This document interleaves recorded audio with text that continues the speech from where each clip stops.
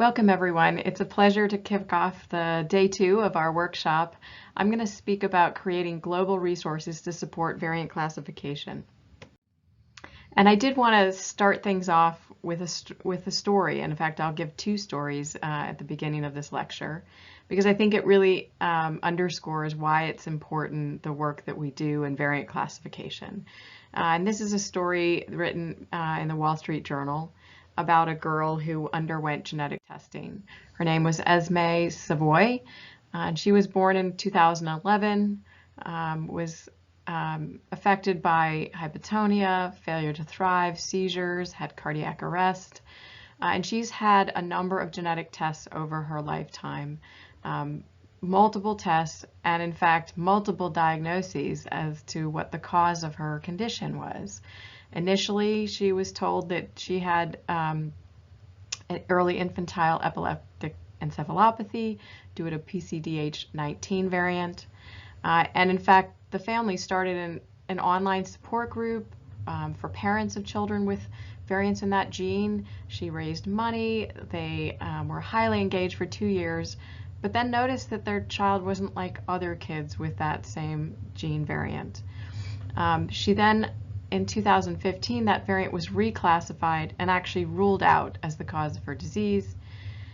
She then had exome sequencing. They found another variant in a different gene.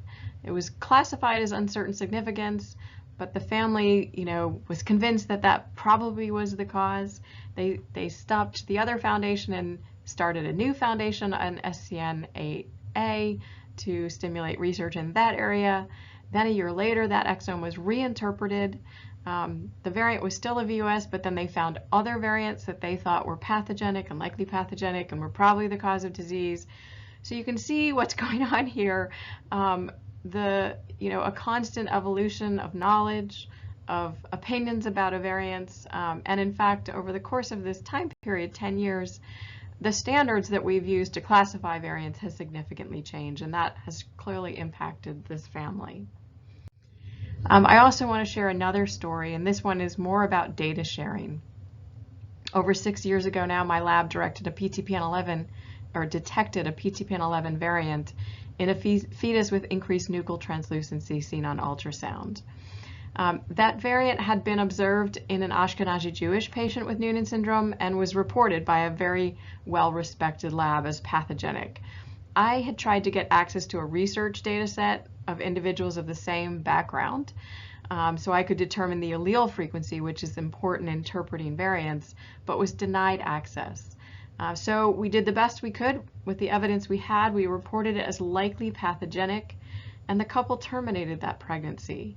Later, we found out the variant had a high allele frequency in the Ashkenazi Jewish population, in fact, from the very data set that I was denied access to, and that variant was benign, and a terminated pregnancy could have been avoided.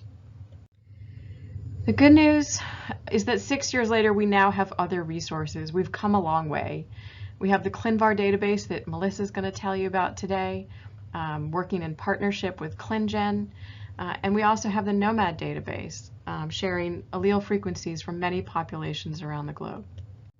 And in fact, a very similar story came about just now a few years ago, where a couple had prenatal genetic testing and prompted by an increased nuchal translucency measurement in the back of the neck, like the other case, they had genetic testing that revealed a variant of uncertain significance. By then, we had ClinVar. I had submitted that variant from my laboratory into ClinVar, and so had another lab, but we both called it uncertain significance. But the family was savvy. They reached out and said, our fetus has this variant. Is there anything else you can tell us? And prompted by the question, we looked into the evidence that we had in the lab on this variant from the case that we tested. I also reached out to GeneDx that had also seen the variant. We aggregated our data together and were able to reclassify that variant with all of the evidence in hand as likely benign. And that couple continued their pregnancy as a result and gave birth to a healthy baby boy. So it's a very different story, and a story that's really benefited from data sharing, which is critical in the field of variant classification, where we deal with very rare variants and we really need to share data globally. Now those variants are updated in ClinVar. They're both submissions are likely benign as a result of this new knowledge. So that brings me to talking about the variant efforts within ClinGen. As Sharon introduced at the start of this workshop, ClinGen stands for the Clinical Genome Resource, and we're really creating authoritative central resources to define the clinical relevance of genes and variants for use in medicine and research. And this program is funded by multiple grants, as Sharon had mentioned, but it really thrives because there's so much participation from the community. As you can see these numbers at the bottom, 1,557 investigators across 36 countries are involved in our working groups and expert panels, and that's really what helps us generate all of the results that we generate. Over here on this infographic, we start with data from many sources, and we curate that data to answer critical questions. Gene disease validity that Erin Riggs talked to you about, variant pathogenicity that I and Stephen and Melissa are going to talk about, and we have other areas of curation, dosage sensitivity, and clinical actionability as well. We really generate this resource to disseminate to the community in the hopes of ultimately improving patient care. So I get asked often, what is the difference between ClinGen and ClinVar? So I made this simple graphic to illustrate the key differences. ClinGen is really a consortium of people sharing data, developing standards, and curating knowledge, whereas ClinVar is a database supported by NCBI that is a centralized place for submitters to share their variant knowledge. We also have a database for gene-level knowledge in ClinGen that's on the clinicalgenome.org website. So it's really, ClinGen is a consortium of people, ClinVar is a database, although a very important one, and a lot of work to maintain, as you'll hear from Melissa. So I'm going to talk a bit about the overall strategies we take to support variant pathogenicity. I'm going to leave the details of how we do that to Stephen in the next lecture. But it does start with common standards, and Stephen in the next lecture is going to talk at length about those standards that we use for variant classification. And it starts with the ACMG framework that we developed now 5 years ago, which has been adopted worldwide and was the first detailed framework for how to apply evidence to variants, and Stephen will describe that in depth.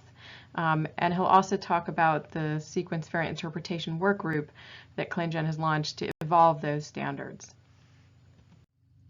And all of the work of the sequence variant interpretation work group that has been evolving these standards is on the ClinGen website on our SVI webpage. You can see here a list of the different codes that we've launched additional guidance for, as well as publications when they've been published. Some of them are just white papers. So all of that information is on our website, and Stephen's going to give lots of great detail on that. I'm now going to move on to another critical step in our multi-pronged approach to variant classification, which is the public sharing of variant classifications in ClinVar. This creates transparency to our work. It allows us to share our evidence and rationale for variant classifications, and it effectively crowdsources the work. And I will just point out as a specific example, since we're working here with the H3 Africa group, that this is critical for every variant you will classify that you observe in African individuals with rare disease or with any disease. The majority of those variants you will find are variants of uncertain significance. Two key resources that are needed, as Anne O'Donnell-Luria talked about in the NOMAD talk, it's critical that we have population frequency data. And that's population frequency data both from matched populations. So if you have individuals of African descent, to also have population data of African descent. And sometimes the variant's high enough in those populations, a matched population, to rule it out and call it benign. However, sometimes it requires a different population of distinct ancestry to call a variant benign. And in the same way that individuals of Caucasian descent benefit from African data, African individuals benefit from Caucasian data, and so is true of all the different populations across our globe. So that's one reason that it's really critical that we all share our genomic data to identify allele frequencies that can help us rule out variation. However, when we get to the variation that's rare in all populations, this is where it's really critical that we share case-level data from affected individuals and we share the work of variant classification. Now, Melissa's going to talk to you at length about ClinVar, but I do want to at least introduce the database because it's a critical database for us to share variant classifications from all around the world. And it's really become a global resource. There are over 1,790 submitters from 80 countries that already have submitted to ClinVar. And one thing just to point out, there are about 89% of the data is from clinical labs. In fact, 84% of the data is from the top 20 submitters, most of which are clinical labs, and in fact 14 of those are commercial labs. And I point that out because it really underscores the goodwill in our community of these commercial laboratories. Even though they have for-profit businesses, they are willing to share their data in a pre-competitive space. And it underscores their belief that this is critical to the process, to have good services, to be able to crowdsource the effort, the enormous amount of effort that goes into variant classification. Now, each country needs to develop its own strategy in terms of how to encourage submissions from the laboratories in its own country. So this is some of the efforts we've done in the US, written up a document documenting the benefits of sharing variant classifications and evidence with ClinVar. We've worked with medical professional societies who have come out with guidance and policies around the importance of data sharing. And many of those arguments are very clear. Sharing this data improves variant classification, allows us to generate a shared evidence base. It enables standardization and quality control across this variant classification activities. In many cases, it's now addressing evolving regulatory and medical standards. And it's also, interestingly, some of us hadn't realized this at the start, but we have to keep our reports up to date. This knowledge changes. And by submitting to ClinVar, it's a place that clinicians can go to find out our current interpretation of a variant. So that also is quite useful. In the US, because a lot of the business strategies are controlled by reimbursement and payment for genetic tests, we launched what we call the ClinGen Lab List. And this is a list of labs that meet a minimum set of requirements for data sharing to support quality assurance in this field. And we launched this list to both publicly recognize labs that share their data and incentivize others to do so as well, but also to provide a list of clinical labs to hospitals, healthcare providers, and insurers who pay the bills, so that they have a list of labs that they can order from or reimburse that they know are meeting this standard. And the launch of this list was critical in getting some of the labs that hadn't yet pushed their way to data sharing to really embrace that as payment seeks to use this list to decide who to reimburse for testing. So there are different strategies that each country is using. Because of the strategies we've used in the US, it's no surprise that the vast majority of data in ClinVar today is from the US. But I took out the US data and made another graph here to look at the rest of the countries. There are 79 other countries submitting to ClinVar, and some of them submitting a lot of data. I have also highlighted here the data that's so far been submitted from African countries, which is over 1,000 variants from 5 different countries. So you're getting started, but obviously much work to be done, and we're delighted to be able to help you all get there because it is work to submit to ClinVar. And there's different strategies being rolled out in different countries. I did want to share here the strategy in Australia. They have launched a variant sharing platform called Shariant that derives from the name sharing variants, obviously. But the way this works is that they have separate instances of this database in clinical labs around the country. It allows them to communicate and share expertise and information, resolve variant discrepancies, but it also enables them to support the sharing of that information to ClinVar by acting as a central administration node to facilitate the sharing so that every clinical lab doesn't have to manage that on their own. So I think these are really important strategies that countries develop. And I should mention that it is critical that each country think about the infrastructure that's needed. So every lab needs a place to maintain their own variant classifications that may be connected to case level data, and that site can be managed on a daily basis, updating knowledge. ClinVar does not serve that purpose. Labs periodically submit to ClinVar, but they can't do their own curation and knowledge management within ClinVar. You need a separate database for that. I will mention that ClinGen's variant curation interface is a possible solution for labs that don't have their own place to curate variants. Often a lab will also need a place for their case level data. These are the genotypes and phenotypes of individuals who have been subject to genetic testing and interpretation. On the other hand, ClinVar has become the primary database for sharing, comparing, distributing, and accessing variant interpretations with the community. So really encourage sharing with ClinVar. One of the things that's been helpful to different laboratories and countries is differentiating the sharing of variant classifications from case level data. And so we wrote a paper, Points to Consider paper, that was published from both ClinGen, working with the NIH and the Global Alliance for Genomics and Health, to really define the sharing of variant knowledge as something that didn't require consent, was not patient-level information as a result. In addition, the UK has come out with a position statement that's also defining the same principles and helping their country adopt this same strategy in knowledge sharing. That brings me to the question of consent.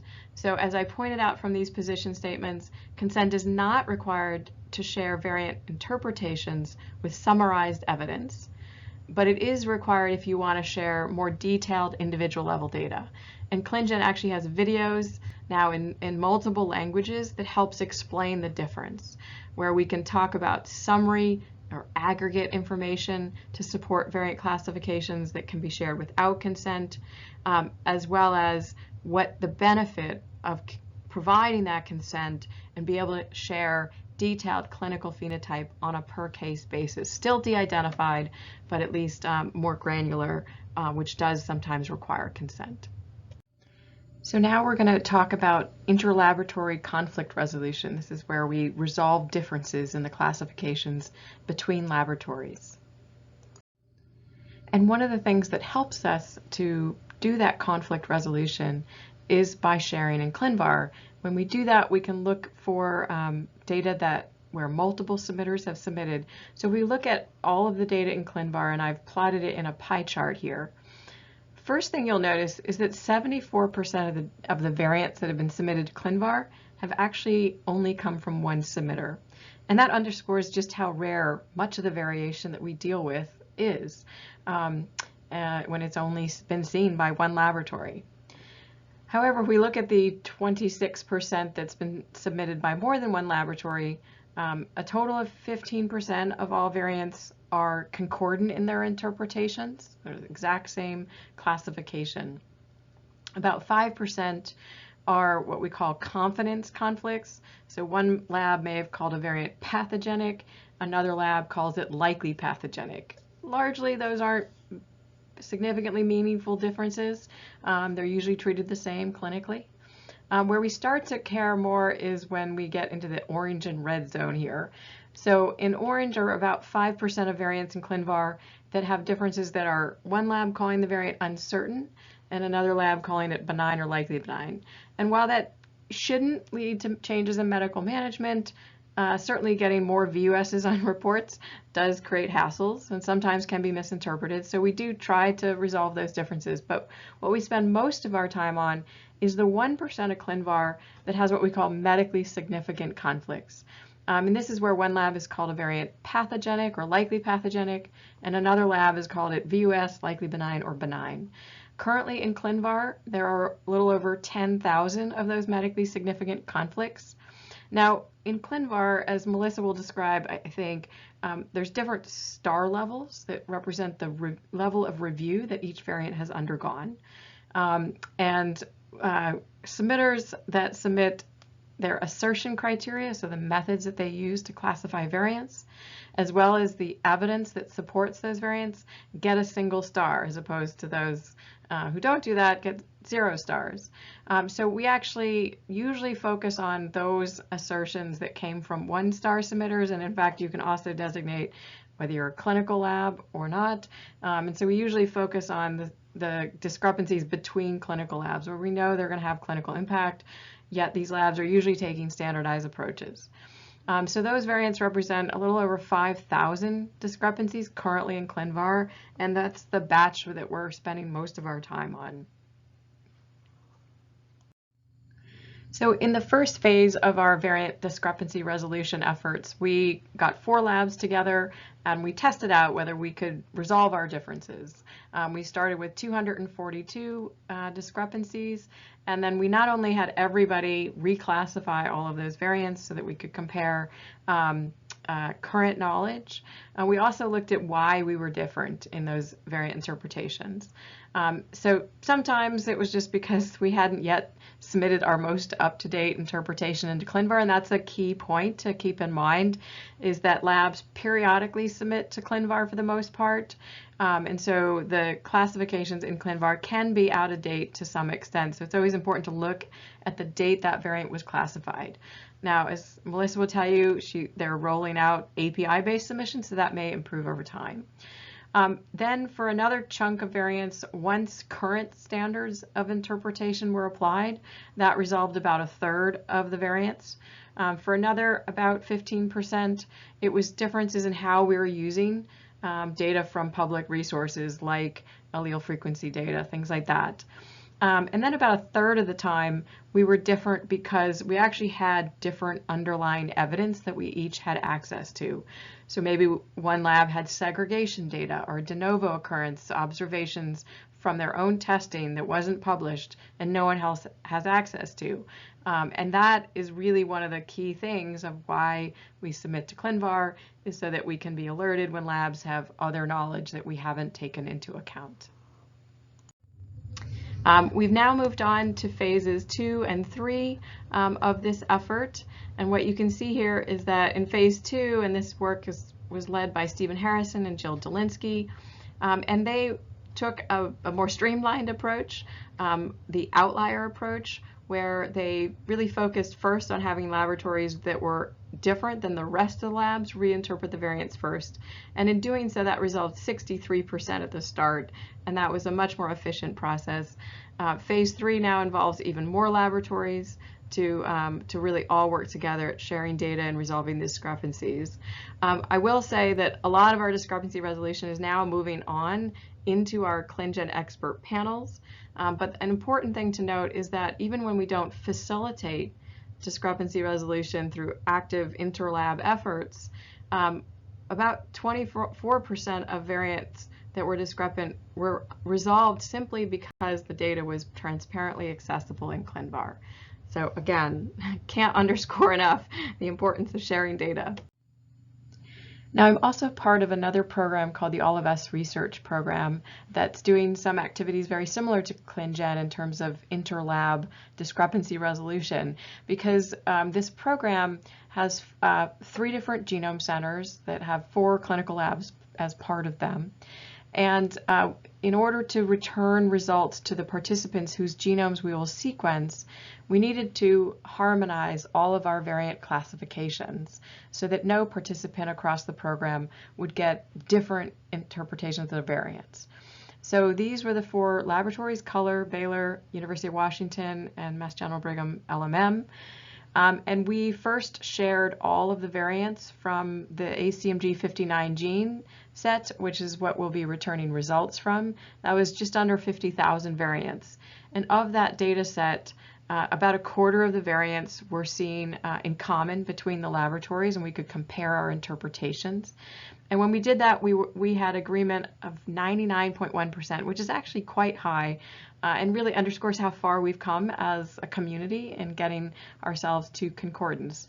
Now, as I've been remarking on, we don't always agree, and in this case we had 102 variants where we had medically significant differences.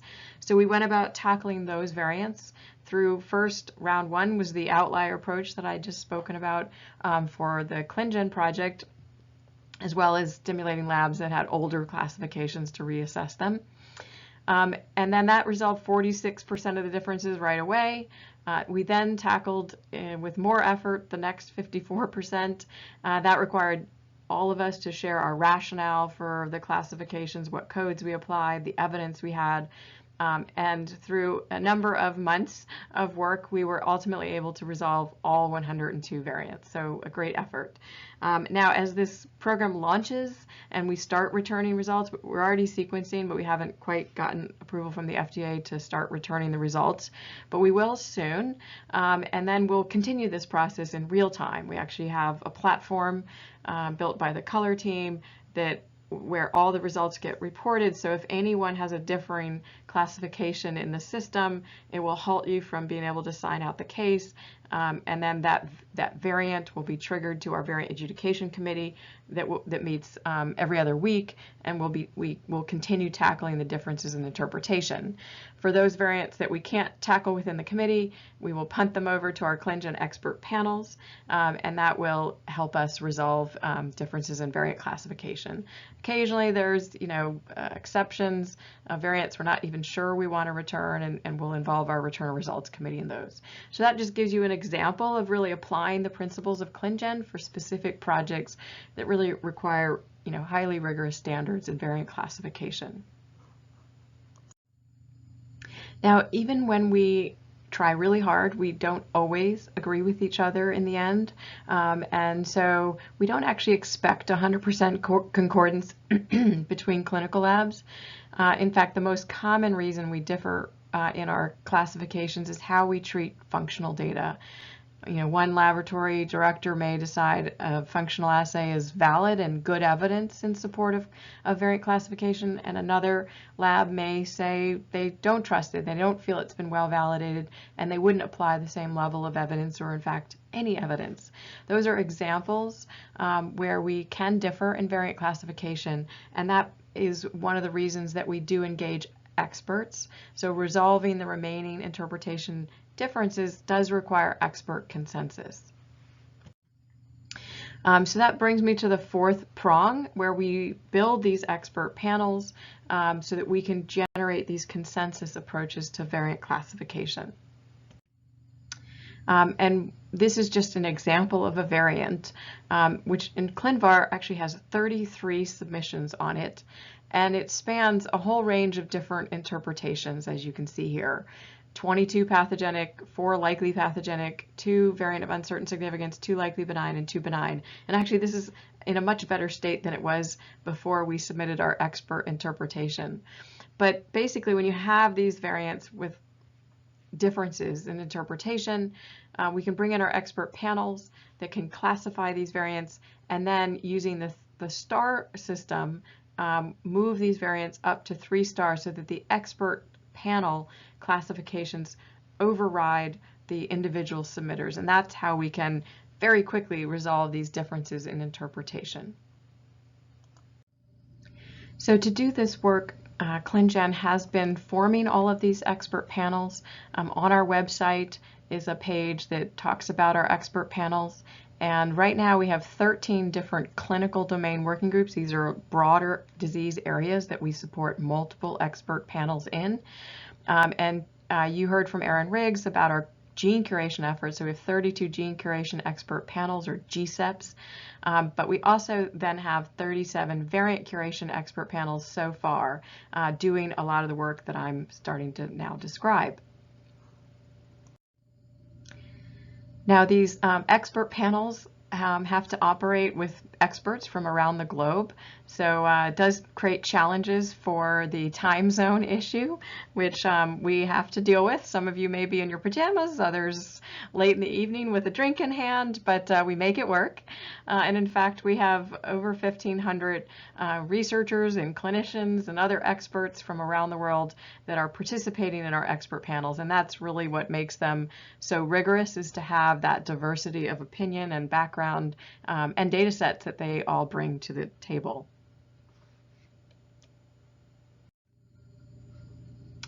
So each of the expert panels has to go through a series of steps before they can get approval. First, they identify the leadership of their group and who's going to be a member, and they reach out to all of the experts in the community to participate, define the scope, what disease they're tackling, and what their gene list is. They address conflicts of interest, and then they have to specify their ACMG AMP rules for the genes that are in scope for their group, and specify the different rules. And those have to be reviewed by our sequence variant interpretation work group that Stephen will talk about in the next lecture. They each then have to validate their specified rules, comparing against already classified variants and piloting whether they agree with the classifications, sometimes modifying those rules to finesse them to really getting to a standard that they feel is valid.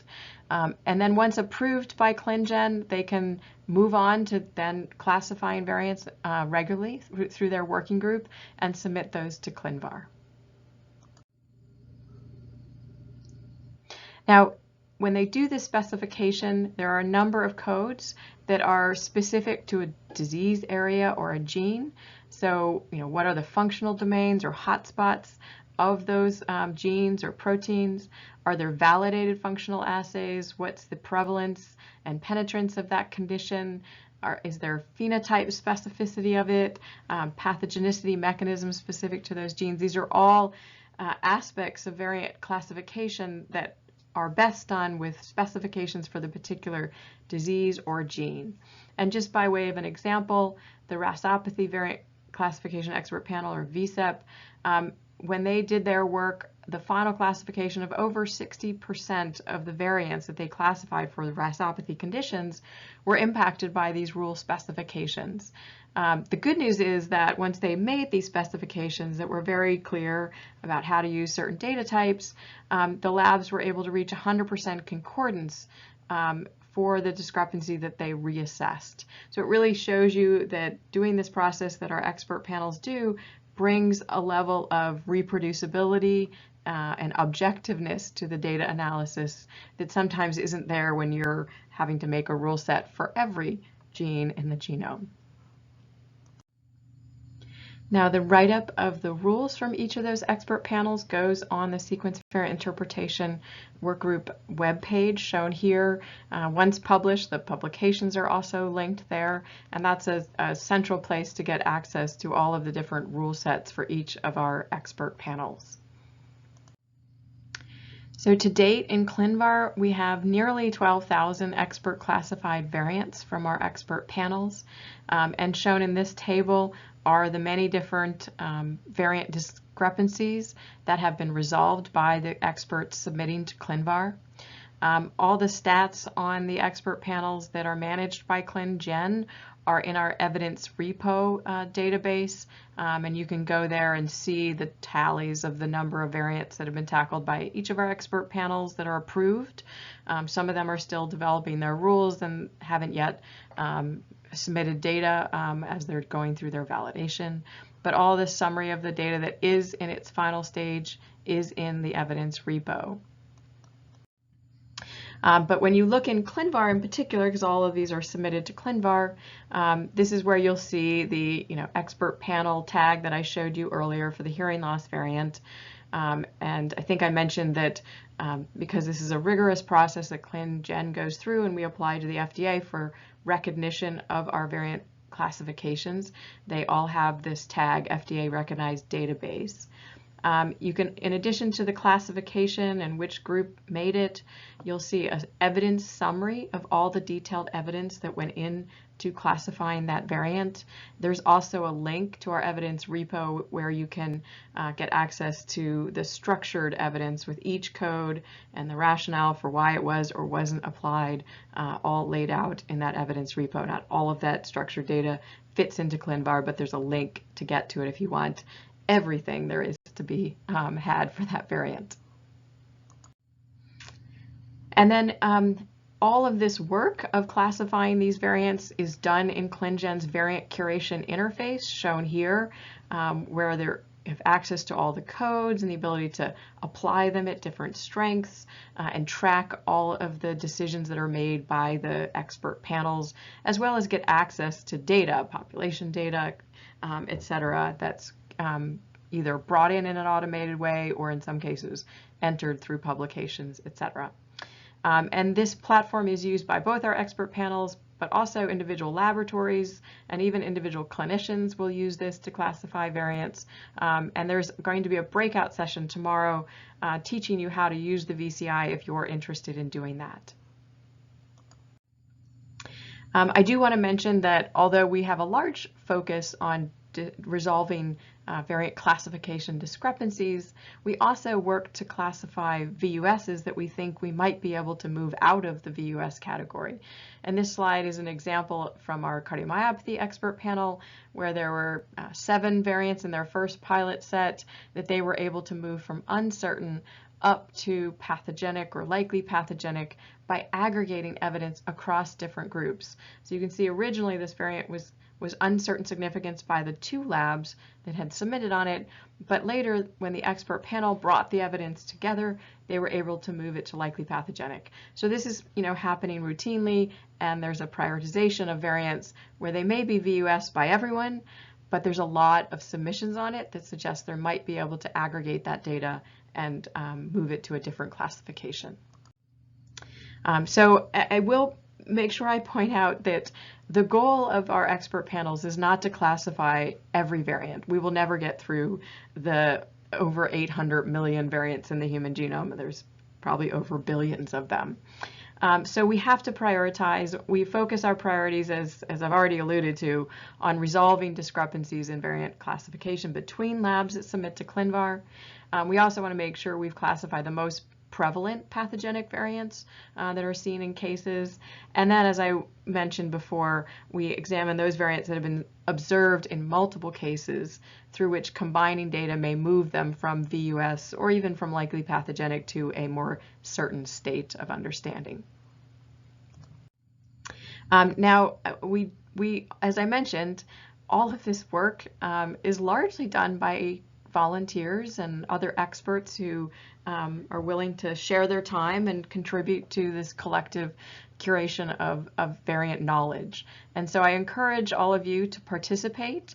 You can go to our website and there's information about how to get involved, even just to sign up for lists to hear talks from ClinGen, but you can also volunteer to curate for any of the groups and you'll be taught how to do that and you can participate. If you're an expert in a particular disease area, you can join one of our existing gene or variant curation expert panels as an expert. Or if there's not one in your field, you can also start a new one yourself and we can help you. And there'll be more information in one of the breakouts tomorrow around these expert panels, how they work, how they get started, things like that. And with that, I do want to just thank all the people that that contribute to this work. We have a steering committee that's made up of the 9 PIs of ClinGen and other members of the leadership of ClinGen. We also have many work groups that lead all of the development of the approaches that we apply in ClinGen. So all of the work group co-chairs are listed here. We have an amazing set of ClinGen program coordinators that really just make the ship run. A very valuable external scientific panel that gives us guidance. Funding from NIH, particularly NHGRI, and then most importantly, as I mentioned, we have over 1,500 people from around the world that are contributing their time to help make this resource as valuable and rigorous as it is. So I'd just like to thank everyone and encourage you, if you're not involved yet, to get involved. We welcome your participation. Thank you.